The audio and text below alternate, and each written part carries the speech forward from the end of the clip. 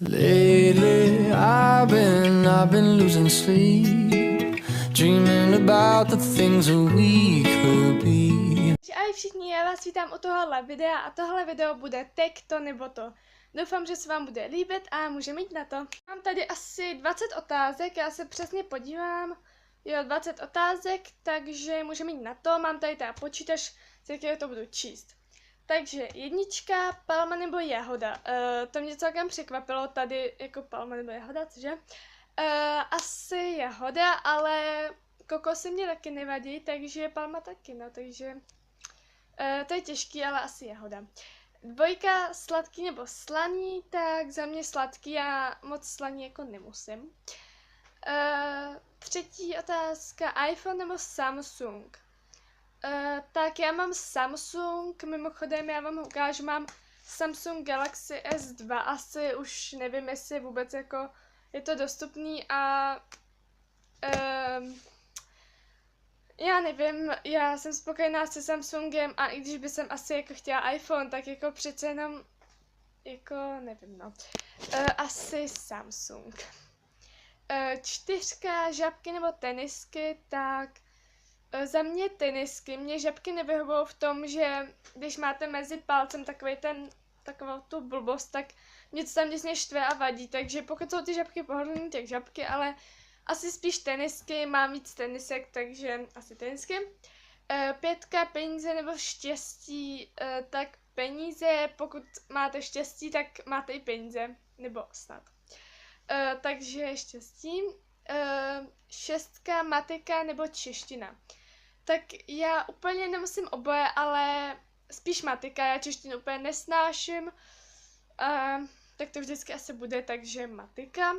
Sedmička, bonbony nebo čokoláda, tak to je těžký, podle toho jaká čokoláda, jaký bonbony. Asi čokoláda s bonbonama. Třeba čokoláda s lentilkama.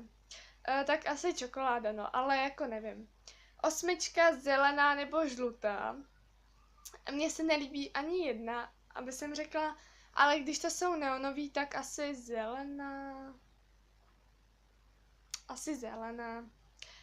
Devítka, pes nebo kočka, tak pes nejenom kvůli tomu, že psa mám, ale i kvůli tomu, že vím, že třeba jedna kamoška má kočku a ta je jako úplně v pohodě, ale nějak tak není moc, že by se s váma mazlela nebo tak, přijde jen když má hlad a já nevím, jako mě kočky nevadí, ale když jsou takový jakože ty kočky přece jenom zamavá nepřijdou s tím, že by se šly mazlit, jo, nebo jako většina koček. Jak když jsou někdo, jakože když nějaký kočky jsou fakt hodní, někdo se je tak vychová, tak jo, ale když máte kočku, jaká za váma přijde jenom kvůli jídlu a jako nechce se s váma mazlit, tak jako ten pes za váma přijde jenom kvůli tomu, abyste ho jako po břiše to jo, hladili a takhle, no. Takže asi pes. Desítka, lazaně nebo pizza. Tak mě chutná oboje, ale z lazaní mě úplně nechutná to maso, já nevím kvůli čemu, ale jako asi spíš pizza. Další otázka, 11. Město nebo vesnice? Tak mě nevadí město, to jako vůbec, ale přece jenom na vesnici mám tetu a jezdíme tam a mně přijde, že na té vesnici je klid a jako všichni se tam znají a je to tam takový příjemnější. Když tam máte jeden obchod, taký má do 12 otevřeno a potom třeba od 1 do 4, jo, ale jako je to tam takový příjemnější a v tom městě tady pořád slyšíte šaliny nebo nějaký jiný, jako vesnice je pohodlnější, ale ve městě zase je víc těch obchodů a takhle, takže já bych to asi kombinovala, jako byla bych schopná na vesnici bydlet, nevadilo by mě to.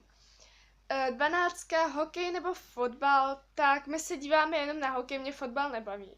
Jako mě moc nebaví ani jedno, ale když už tak asi hokej a já nevím, mamka miluje hokej, takže vždycky tady řvou a já s tačkou jenom se modlím, ať už to skončí, ale jako když se do toho dám, tak já jsem takový blázen, že kolem televize dávám, jak byly třeba v obchodech nějakých takový ty panduláž, jak se to nalepovat, tak vždycky kolem televize to nalepím, vlajku dám, ale vždycky to pomůže. Nebo ne vždycky, ale tak někdy. No, 13. Moře nebo skály. nebo jakože moře, nebo nějaká zima. Tak za mě asi moře, já jako miluju moře a nesnáším zimu, nesnáším lezení po skalách, nesnáším skály, nesnáším nějaký úplně výšlapy a moře to je úplně wow. Další otázka, ovoce nebo zelenina? Tak to asi ovoce. Já zeleninu moc nemusím, nebo jakože jim zeleninu, ale víc mě chutná ovoce, že je takový sladší a takový jako lepší podle mě, takže ovoce. Další otázka, to je 15. myslím. Vlasy na ježka nebo být jako locika? Tak, to je jasný, myslím si, že locika. Já vždycky jsem si dívala na tu pohádku, tak vždycky jsem chtěla úplně mít ty dlouhý vlasy a teďka jako jsem si to vždycky tak snažila mít co nejdelší a vidíte, jak jsem dopadla. Vlasy jsem měla asi pocud a teďka jsem se je ostříhala o takový kus, jo, ale jako locika. 16. hluchá nebo slepá? Tak to je celkem těžký, ani jedno není asi úplně příjemný, ale spíš být hluchá a číst si nějaký, já nevím, nějaký titulky nebo takhle, než být slepá a být totálně v háji. 17. léto nebo zima, tak to si myslím, že je jasný, že léto. Někdo řekne zima, ale já nejsem člověk, jaký by lyžoval nebo nějaký takovýhle věci by dělal, takže asi spíš to léto, no. 18. jablko nebo banán, tak za mě jablko. Já jako sním banán, znám hodně lidí, co banán nejí, jakože fakt jim hodně nechutná. A jako, ne, že by mě vadil, ale úplně mě nevoní. A jako asi jablko spíš, no. 19. sladké nebo pálivé. Tak za mě sladký, já úplně nesnáším pálivý a má to takovou divnou hnusnou chuť to pálivý jídlo. Úplně to nesnáším, mamka miluje pálivý třeba, což úplně nechápu, ale já jsem potačkový v tomhle, že pálivý úplně nesnáším, takže sladký. A 20. kuřecí nebo vepřový. Maso, tak za mě kuřecí, já vepřový moc nemusím, nebo jako s ním to zase, jo, ale asi je lepší kuřecí. A ještě než skončím, tak jsem vám chtěla říct jednu věc, a to je ta, že na další týden jsem asi domluvená s kamoškou, jaká taky mimochodem natáčí na YouTube, že by, já totiž už jsem jakože měla kanál a tak, ale nějak se mi to pořád nevedlo a my jsme se domluvili, že by nějaký den, že bychom se sešli a nějak bychom se jako pobavili o těch kanálech a takhle, jakože nějak bychom si třeba pomohli a tak. Ona mě ještě chce ukázat jednu věc v aplikaci, v jaké vlastně edituju videa, tak jednu věc mi chce ukázat, takže to taky budou videa lepší zase, až mi to ukáže. A jenom jsem vám chtěla říct, že možná, nevím to jistě, ale možná natočíme nějakou challenge nebo něco takového. Já bych chtěla natočit třeba yoga challenge nebo něco takového. Takže pokud by vás něco napadlo, co byste chtěli, tak mě to napište dolů do komentářů. A dole budete mít i její kanál.